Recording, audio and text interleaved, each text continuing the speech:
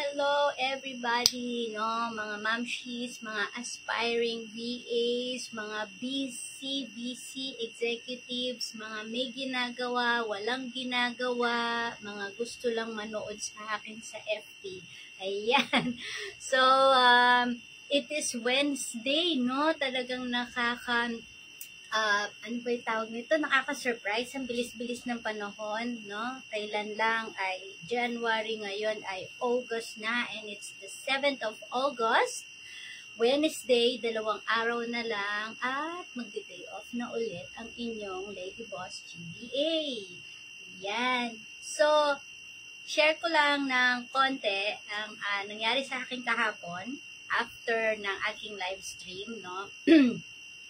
Bali, nagpanic, of course, ang inyong GVA dahil nga hindi umaandar yung aking malaking monitor, and then kinailangan tumakbo ng inyong lingkod sa shop o sa the cable. I thought yung prevent it from happening na magkaroon ng power surge. So, yung kagandahan, ito nga yung kinukwento ko kahapon na one of the difficulties or challenges that a VA can encounter is yung wala kang sariling technical support, no? Unlike when you are working with a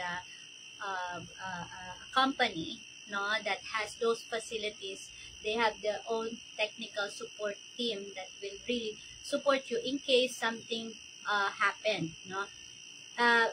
Ano lang yon dun sa system. What if it's your own PC ang nag-shutdown or yun ang nagka-problema? So anyhow, dahil dumating si Bunso kahapon, sabi niya, nandito na ako sa bahay, mami, hindi ko makita yung cable. Sabi ko, dala ko yung cable. Sabi ko, wait for me till I get home. So when I came home, si Bunso immediately, dahil nga nag-enroll siya kahapon, so immediately he came down, he checked the monitor, and then, voila, nagbukas siya. So, nag-on siya. So, now it's working without me spending any single amount. Tapos, sabi niya, mami, kailangan lang talaga ng touch ko, sabi ni Bunso. Sabi ko, kasi galing sa kanya itong na to, when he upgraded his monitor, binigay niya itong malaking monitor na ito sa akin. Kasi sabi niya, actually, parang binenta. Oo, para bibilhan ko siya ng much upgraded na monitor dahil nga nag-graphics siya. So, binigay niya ito sa akin para naman daw makita kong maigi yung aking mga tinatrabaho. So, to cut the long story short, okay na yung aking monitor. Thank you, Lord. Hindi ako kinailangan gumastos ng additional. No? Siguro kailangan ko lang mag-unwind kahapon. Sabi nga ng kapatid ko, siguro sabi niya, din ni Lord ito, sabi niya, para makapag-banding tayo, sabi niya. So, we went, naglakad kami sa SM, nag-unwind kami, tapos kumain kami sa Savory, nag-banding kami ng kapatid ko, because, medyo naging busy ako for the past few months. Dati kasi meron kaming at least one day na nagbabanding kami, pumupunta kami sa mall, gel manicure and pedicure kami. Yeah. Shout out sa aking maganda, masipag, matalino, etc. na sister, Malu Maray. Ayan, siya po ang formulator ng Equilibrium Probiotics na aking ginawa. Oo. Pupunta dyan si Wendell, hindi ko lang alam, baka bukas. Pupunta siya dyan. So, yung aking strawberry, ayan, i-ready mo na, my dear. Yan. Thank you for watching, my dear sister. Yan. And also, my very mabait, masipag, maalalahanin na, tawag dito, sister in Christ as well, Pastora Jane. Yan. Congratulations for your newly installation, no? As outreach pastor. Ayan, nakaka-proud siya. Oo. So, anyhow, as I've said, dito sa aking, tawag nito, description dito sa aking live stream, today I will be sharing simple steps to becoming a VA, no? Pinagsunod-sunod ko na lang yung mga topics para sa ganun hindi ako malilito at saka hindi na ako magkakano. Uy, sis, yung hindi mo pa finil up, nahanap ko. Oo, para maumpisahan ko na siya. Papasalamat ka na, wala pa nga ako first base na nagagawa sa website mo. Oo. Yes, it will be available soon, but we have to sit down and actually po, I will be designing Equilibrium Probiotics website. Ayan. Binuko mo naman, dapat secret lang. So, it's siya yung friend ko na it's an all-in-one website, no? Para syempre makatipid, no? Alangan naman pa iba-iba pa yung website. Pero eventually, once the business started to boom, doon namin pag-iwahiwalayan yung mga businesses niya sa iba't ibang websites. Sinisecret ko nga lang yung paggawa ng website mo. Ikaw talaga, oo. So, anyhow,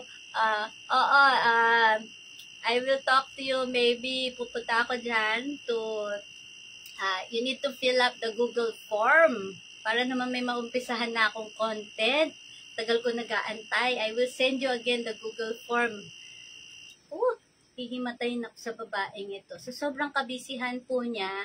Hindi na po niya na yung aming mga dapat gawin. Ayan. So, send ko sa'yo now yung Google form, my sis. Where is that? Para, it's a series of, a series of questions and that you need to answers in order for me to create the content, no? Actually, yung mga content manggagaling din sa'yo, kaya lang yung meron akong mga certain things that I need to take into consideration while designing your website. Ayan. So, let me just open this. Oo, ayan. Maraming salamat po sa mga nanonood sa akin. Sana kayo po ay may tawag dito.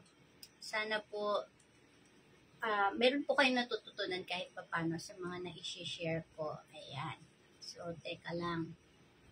Right now, I'm trying to send my friend kasi when I do a website, I created a client website design questionnaire. No, this questionnaire will help me as the web designer to, kumbaga parang malaman kung ano yung mga dapat kong i-take into consideration para sa ganun hindi pa balik-balik, no? It's a questionnaire na maraming questions, of course, no? It has a lot of sections that my clients should fill up, and then after that na po niya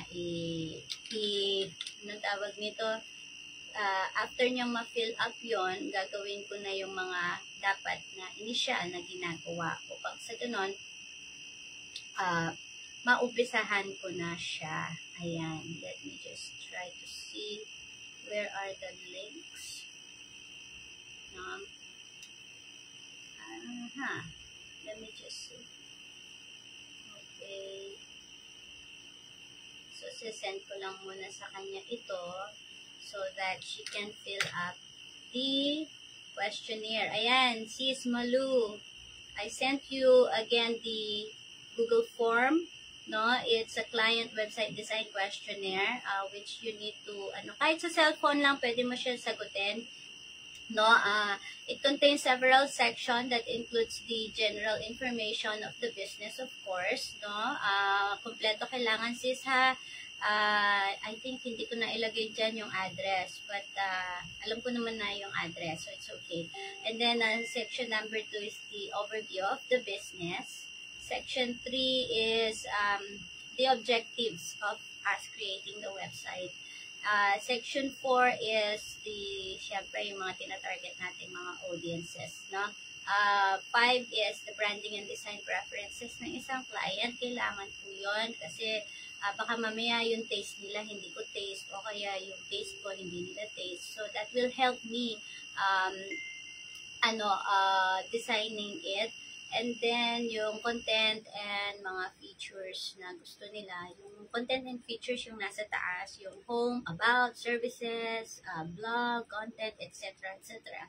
And then, also, sa section 7 is yung kanilang budget and timeline. Ayan. So, ayan. So,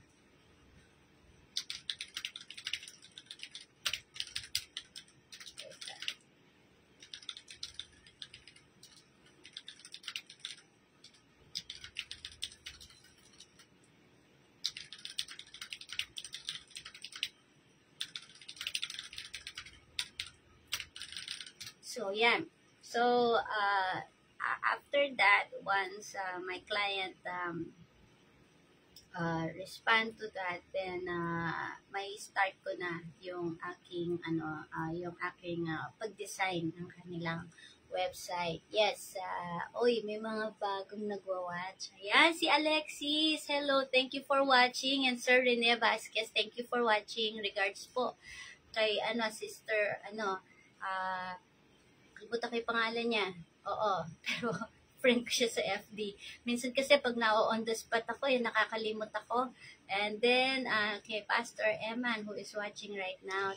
Thank you po. Okay, so, now let's go back to the thing that I want to share with you, no? Yung mga simple steps on how to become a VA, no?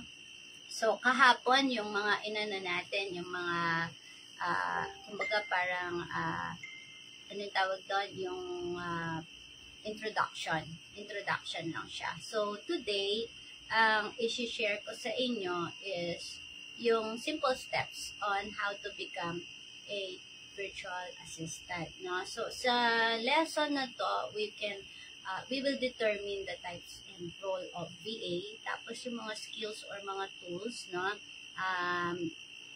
And then, mga suggestions. I think I cannot finish this for one day. It might be a series of, kasi medyo mahaba po ito pag dinidiscuss natin, no? But, I have a YouTube video that will show you, no, kung yung very detailed nito. Dito kasi sa live stream, I can only give you kumbaga parang, I can only give you a summary of it, no? Para hindi naman po mabore yung mga iba na nanonood din. Ayan. So,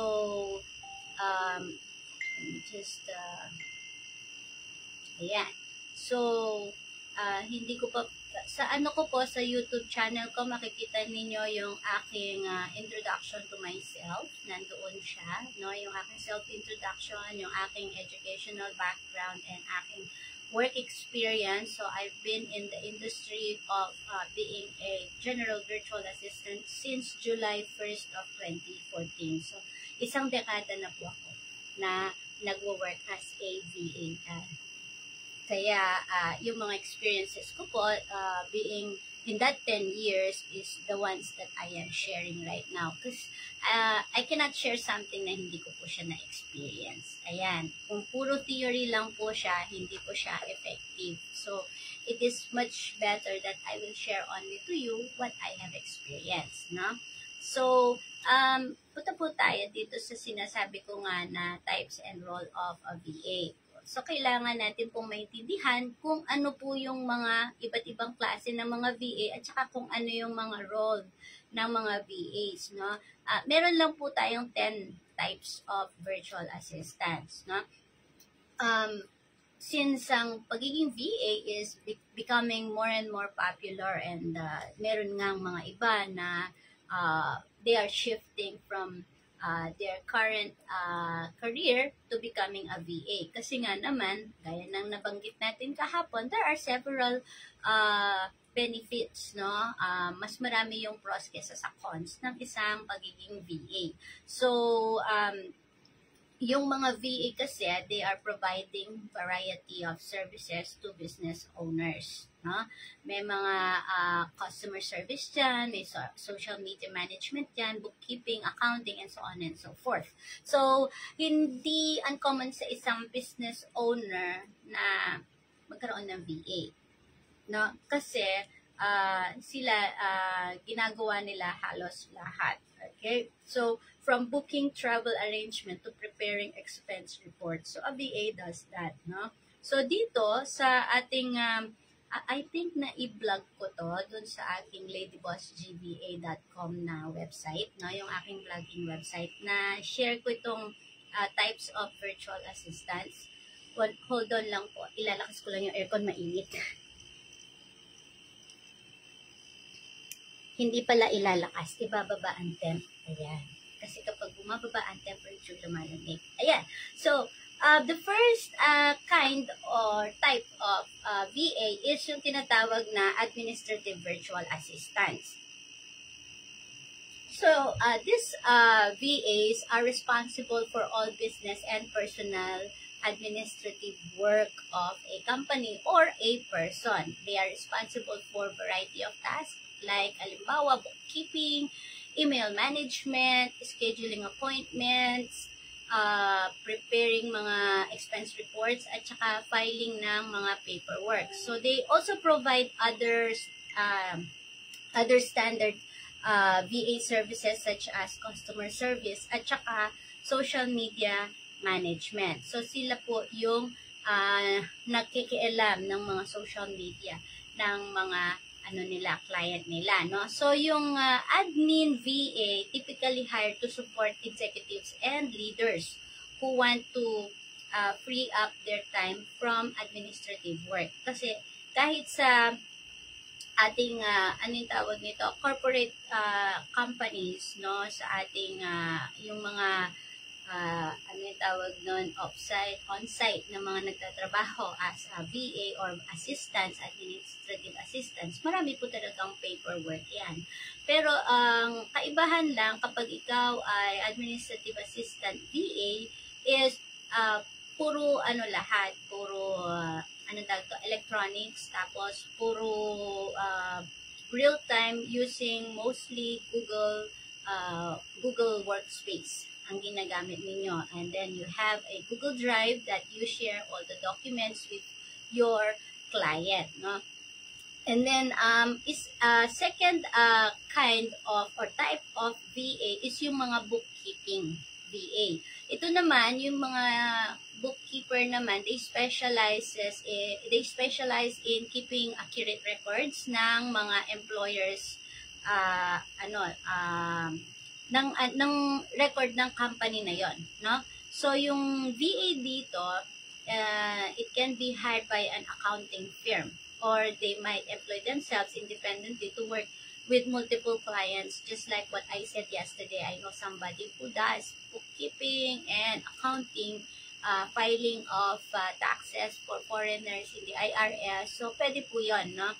But a VA na makikipag-deal sa IRS, they should know the laws that are being implemented doon sa IRS, no? So, itong remote staff na to is typically hired to support finance team, no? At saka mga small business owners. So, they outsource a remote bookkeeper para makasave sila ng pera at saka ng costings, no? So, most likely ang mga to sa part-time, no? Kasi nga naman, hindi naman, maliban na lang if the company is so big na talagang kailangan niya ng isang full-time na bookkeeping VA. Okay? Number 3 is a social media virtual assistant. Itong mga social media virtual assistant naman, ito yung mga responsible para sa pagmamanage ng mga social media accounts ng isang client or ng isang employer or even a company, no? Sila yung in charge ng mga posts, no, ng mga paggawa ng mga blog posts, ng mga comments, no? Sila yung nagmamanage ng mga comments. Sila din yung mga nagdi-delete ng mga negative comments. So, sila yung in charge doon. So, they also help determine the type of content that should be shared and analyzed, how it affect the sales and overall reach ng isang company. So, this one is, hi, Michelle! Yeah, miss you too! Our friend Michelle, no? We met her in US when we visited last year. We will be visiting very, very soon. Ayan. So, yeah, thank you for watching, Michelle. But I speak English and Tagalog over here. I hope you don't mind. Thanks, Michelle. So, then, social media work remotely full-time to keep your online channel. Say, for example, Facebook, Instagram, Twitter, LinkedIn, ano pa ba? We have that Blogger, no? Google has this app called Blogger wherein you can post blogs over there, no? And they also give you free, no? In Blogger. And then also the VA, yeah, we are so excited too. So they also do the content, so you don't have to spend hours, no, hours of just doing this contents. Actually, in one of my video tutorials, I have this social media management lesson wherein I taught over there how to create a plan, you know, in order to have, like, say, for example, 1 month plan of postings, no? If you're posting same content every day, then people will get fed up. So, magsasawa sila. So, it has to be a different post every day. So, meron ako mga suggestions doon wherein you can have variety. Kasi hindi naman, like when you are cooking, no? It's not always egg.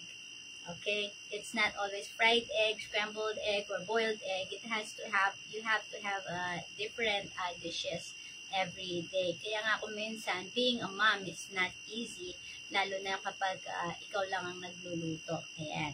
So, number 4 type of VA is real estate virtual assistant. No? This kind of VA, they are hired by real estate agents office or brokers. Okay? Like in my case, hindi ko naman masasabing I'm a real estate VA because I do more than being a real estate. No? So, this VA, they often help agents with paperwork, okay, and showing on properties. They are the ones scheduling the appointment for an agent or a broker. Okay, so they are also taking calls for potential buyers and sellers. So, meron na tinatawag na in NARPM, no?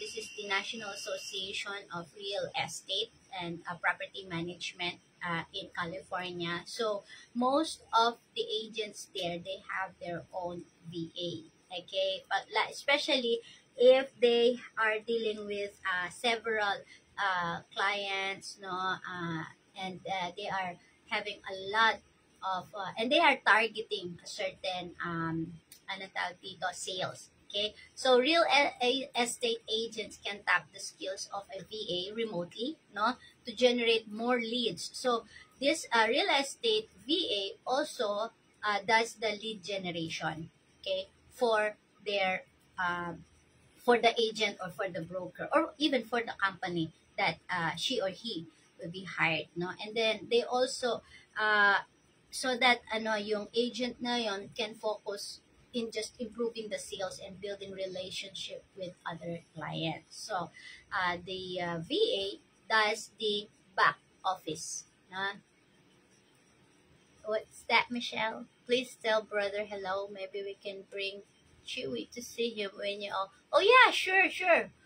I will tell him. Oh, he's kind of having some sniffles right now, but he's getting better. You know, yeah, he just needs a little rest. So I just kept him inside the room, locked him there, so he doesn't go out.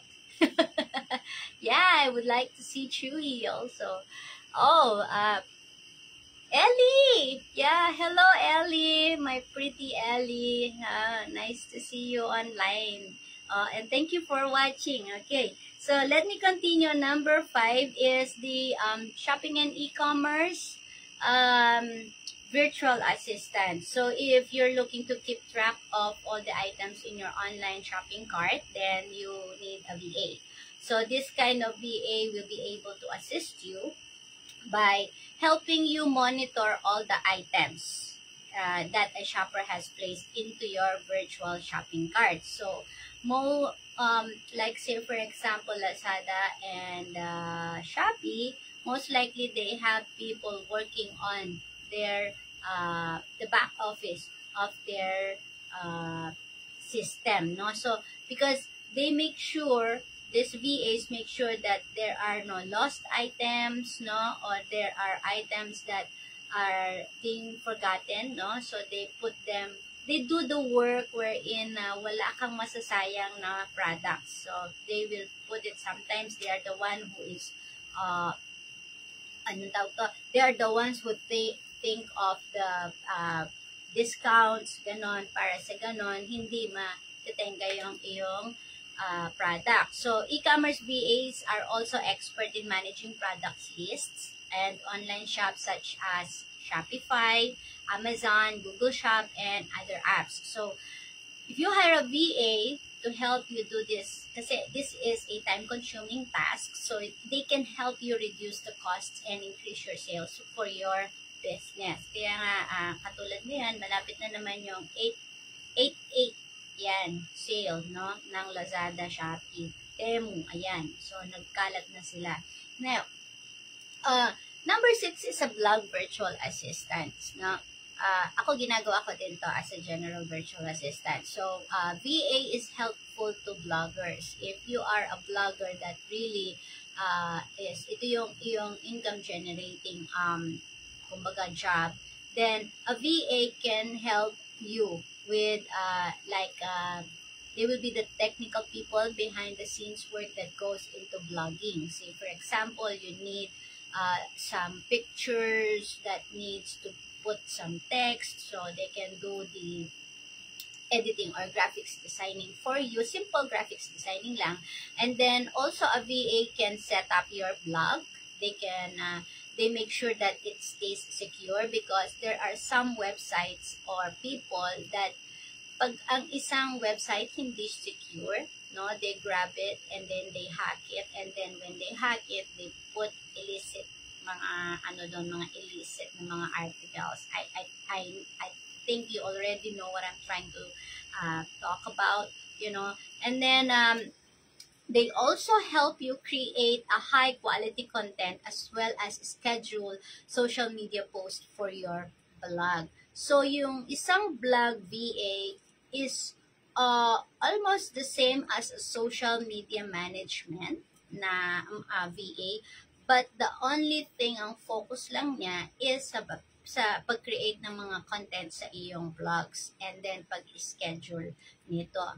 If di ba yung mga ibang vloggers, like yung mga sikat na mga artista that are into vlogging right now, Alex Gonzaga for example, and Tony Gonzaga, they do have a resource person. So those resource person, kung yon, mga kasama nila palagi yon. So in the virtual world naman, ito yung mga blog VA. So if your client is abroad, no, tapos ikaw nandito ka, ikaw yung blog VA nila. So you do the research on what content, no, they will be creating. And then nakaano na yan, dapat meron kang schedule for 1 month in order for your client na hindi siya magkakaroon ng zero blogging, because you know, I noticed that whenever you do vlogs, even in YouTube right now, kapag everyday ka na nag-upload ng video over there, and if you are doing live stream sa YouTube, mas matindi yung hatak mo sa engagement and sa iyong audience, no? Nagkakaroon ka ng mga audience na hindi mo alam na, oy, meron pa na nag-subscribe sa akin ng ganon. Ayan. So, merong mga tinitingnan na mga schedules diyan para sa social media post. Hindi ka rin naman pwedeng mag-overposting na 3 times a day. No? It can, kumbaga parang, magkakaroon ng parang yung account. No? So, ini-schedule yan and there is timing. Although, merong 3 times a day posting, pero hindi siya, halimbawa kung nag-post ka ng isang malaking article, hindi naman siya pwedeng i-post mo siya every 3 times a day. Dapat, halimbawa, yung umaga, magpo-post ka parang teaser lang, and then yung hapon, magpo-post ka ng full content, and then yung gabi, parang magpo-post ka ng mga behind the scenes, or things like that. I have that in one of my social media management video tutorials sa aking YouTube. Okay. Number 7 is the customer service virtual assistants. No? Ito yung mga tinatawag na CSR. Okay. And they can be found in many different companies. They handle all customer-related issues or concerns via email, chat, or phone calls. Ito yung toxic, nakaka-toxic. Sabi lang nila, pero hindi ko pa po naranasan. Okay, salamat sa Diyos. Oo. Ito yung may mga naririnig ako na nagko-complain na, kung minsan parang minumura na sila, or sometimes the client is raising their voice, So, this is the CSR kind of work. And marami tayong mga companies, no, dito sa Philippines or sa Tarlac na lang, meron po tayong mga companies that does CSR, no? Yung mga tinatawag din ng mga BPO companies. So, pero some of the CSR na mga employees, there are some that they can do work from home, no? For as long as yung kanilang location, yung kanilang internet is consistent, no? O kaya meron silang backup just in case something happens to the first internet, the second internet, may backup sila na that they can do their job. And then, yung kanilang computer facilities, yung equipment nila, okay?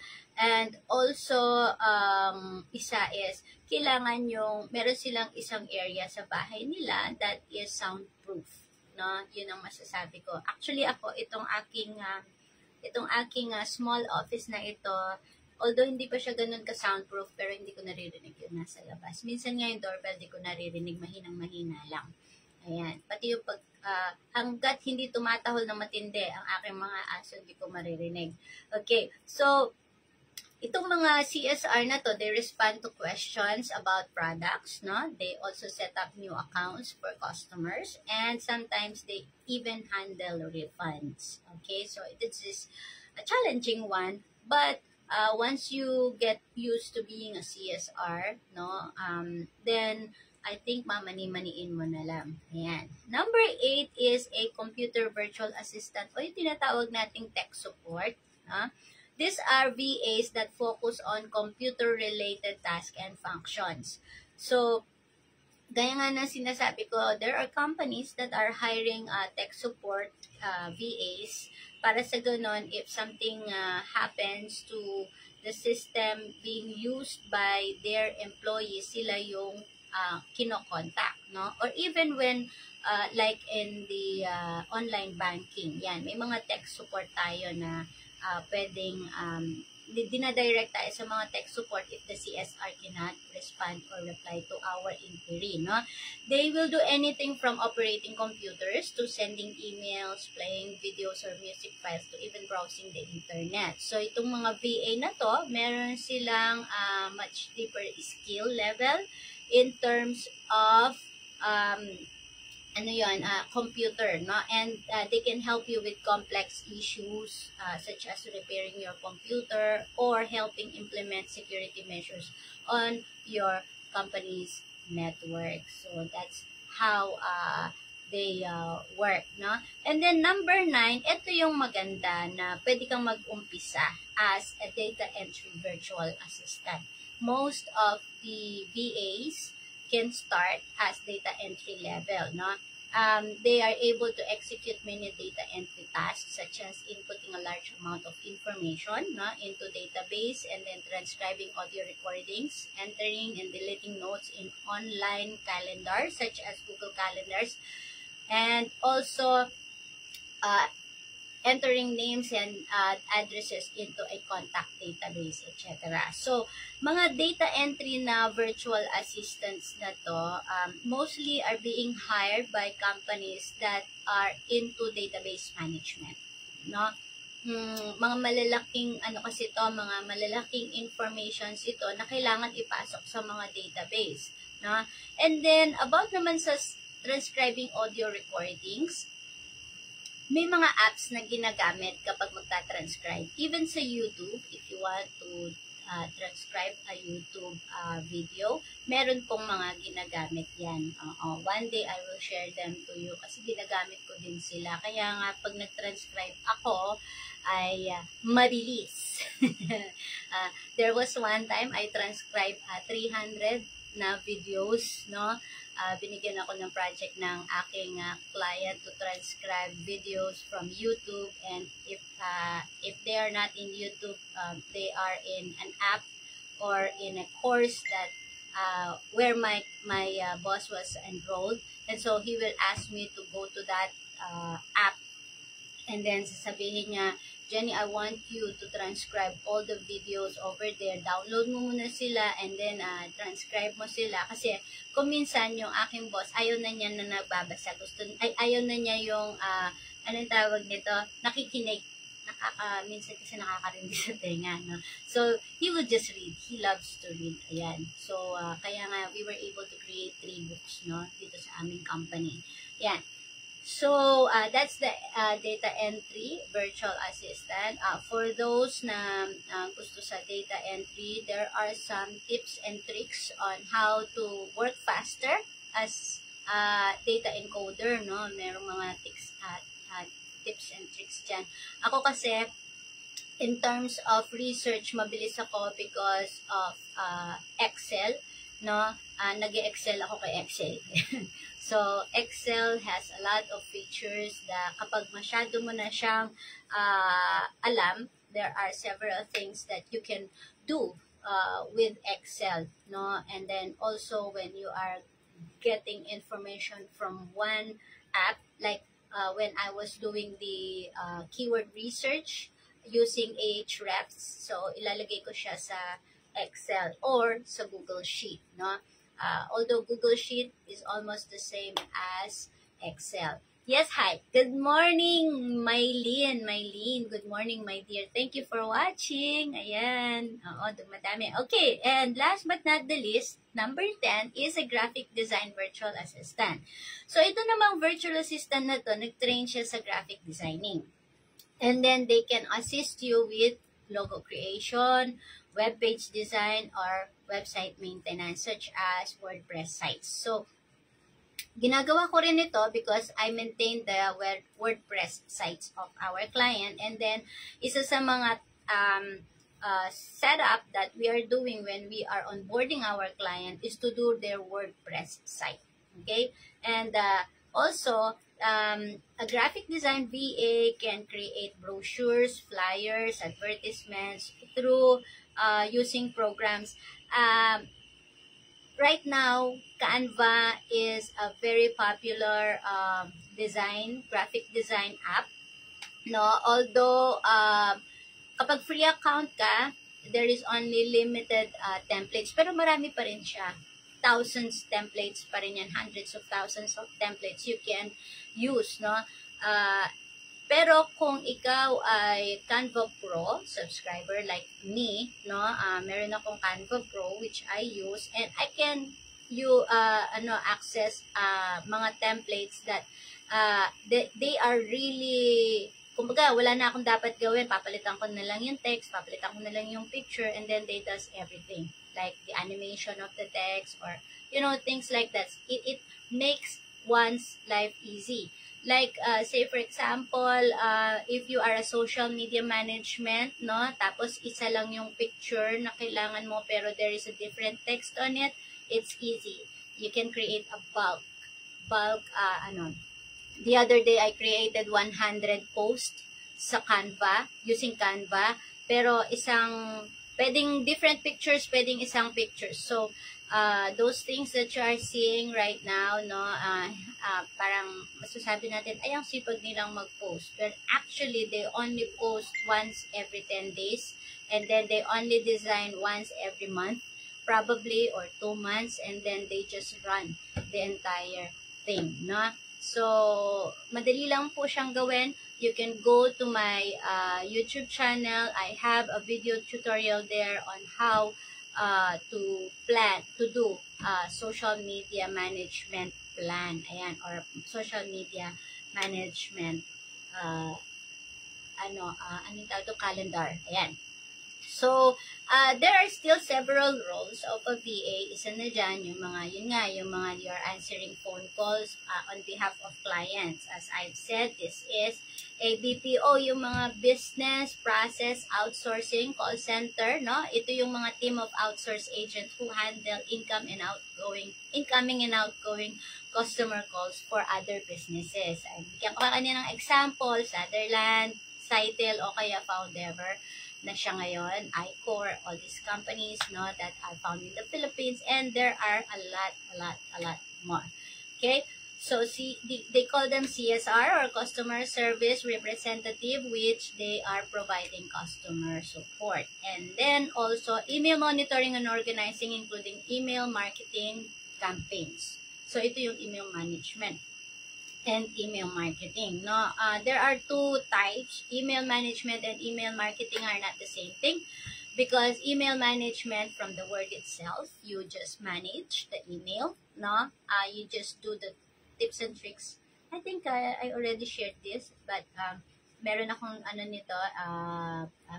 tutorial nito about email management, and gagawa ako ng isang tutorial din about email marketing, because email marketing is different from email management, no? Nagkakaiba sila sa function and the kind of postings that you will do. Ayan. And then, scheduling meetings and planning trips or events, no? Ito yung mga tinatawag na mga travel arrangements VAs. So, one of the tasks also of a VA is writing, collecting, and recording and maintaining data. So, database management per se, no? They are the one organizing the documents and the files. Importante po kasi na organized, no, ang ating mga files. Even like ako, isa po akong negosyante. So, kailangan organize lahat ng files ko. Kailangan organize lahat ng mga contacts ko. Okay? So that hindi ko na kailangan parang naghihimay ka ng karayom sa kalagitnaan ng napakaraming tao, no? So it helps you, kumbaga, lessen the time, it helps you use your time properly when you are organized. Also, preparing and editing reports and presentations. These are data analysts. So I also do this, no? Kasi nga general virtual assistant ako. So some of this task, or most of this task, I am doing it for my boss or for my client, no? So ako yung gumagawa ng mga competitors market list, no? Ako yung gumagawa ng mga keyword research, ako yung gumagawa ng mga analysis, which one is of higher priority, ito ba yung gagamitin nating keyword for our Bing ads and sa ating Google ads. And then I also do the ang tawag nito, ranking, no? Ranking our competitors. So hinahanap ko kung ilan yung Google reviews niyan, ilan yung kanilang mga Google ratings. So meron akong mga ganong reports na ginagawa. Of course, sa 10 years ng aking paglilingkod dito sa company na to, so most of these things, I've already done it. And so, ang hindi ko lang ginagawa is the processing of payments, billing, invoices, and accounting activities. I don't do that. Kasi masyadong masakit sa ulo yan. Masyadong time-consuming yan. And kasi meron kaming system which is done by the son of my boss na automatically sends billing to our property management clients, no? And then, isa sa mga trabaho din ng isang VA is screening potential clients, projects, and partnerships, and so on. So, ako, hindi ko ginagawa yung pag-screen ng mga clients, but I'm the one collecting potential clients. Ayan, lead researcher po ako. Someone said lead generalist, but I don't know if that's the correct term for it, but ako po yung in charge of lead generation. I go to websites wherein I use an app or tools in order to get the email address of a certain person, no? Ito po yung medyo matrabaho, pero I like it, I enjoy it because kapag nakikita ko na nasa 1001, 1002, 1003 na yung rows na tinatrabaho ko and then almost complete yung 1000, it means a lot to me. Parang napakalaking accomplishment because you are able to complete the rows or the details that you need. Kasi si Zig Ziglar said that kapag wala kang prospect clients, wala kang business. Ayan. Yun po yung sinabi niya. That's why as in the industry of real estate marketing, no, ang ginagawa namin, we keep track of all the leads that I was able to generate way back 10 years ago. And then, tinatanggal lang namin doon yung mga naging client na namin or client na namin ngayon. So, with so many prospects that we did send our proposals, send our company, send our books, then we were able to get like 1,600 plus na yung aming mga property management clients, no? And ang company namin, basically, to put it in layman's term, we are the people behind putting the clients on top of the Google search. Because when a client is on top of a Google search, then mas maraming clients, no? Mas marami silang magiging kliyente. Okay? Or mas marami silang magiging sales when people are on top of Google search. Okay, I'll give you an example. One of my friend who is having a business about wedding planning and ano. So, there was one time nung ang subject namin is about, in the master class where I was enrolled by my employer, sabi ko sa kanya, can I use your company? Sabi ko na pagpapracticean ko lang yung pinag-aralan ko dito sa aming masterclass, mastermind. And then, sabi niya, sure. Sabi niya ganon. So, I explained to her what is it. And then she said, sure. Sabi niya. As soon as I was able to put her on Google, no, on Google Maps, and then I was able to get kasi i-claim mo yung business eh. So, nung na-claim ko yung business niyang yon sa Google Maps, ginawa ko yung mga dapat kong gawin.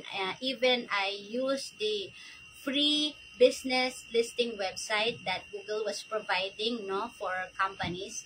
And then, lo and behold, ang dami nang kumukontak sa kanya. And then, sabi nga niya, sabi niya, it really works. Google My Business really works because even outside the Philippines, yung mga tao, once they Google search, kasi meron akong ginawang doon, I put her, meron akong ginawang content doon wherein I use keywords that is aligned with her company and with the business that she is serving, the services that she has in her business. And then, lahat ng mga pictures na pinost doon sa Google My Business listing niya ay nakatag. Okay? So, I think I forgot to teach that to all our, merong pwedeng gawin para sa ganon kapag merong nag-research about wedding sa Google at nakatag yung picture mo na yon with a keyword wedding, then ilalabas siya ni Google. We call that geotagging, not geotagging, image tagging, no? And then I also did geotagging dun sa kanyang website. So it's kind of a technical, pero you only do it once, no? And then after that, it's already there. Google will already, yung tawag doon, yung notice your company, no? And so when they research for, in-attach ko rin kasi yung, yung keyword na NCR sa kanyang pangalan, sa kanyang Google My Business, inattach ko yung Tarlac City, but I made it more broader. So, inattach ko siya sa National Capital Region, inattach ko siya sa Philippines, inattach ko siya. So, I went from smallest, katulad kapag nag-fill up tayo ng form, barangay, and then, ano yun kasunod, city, and then province, and then country, things like that. So, inattach ko siya to make it look in the radius of, kumbaga, parang reach niya, no?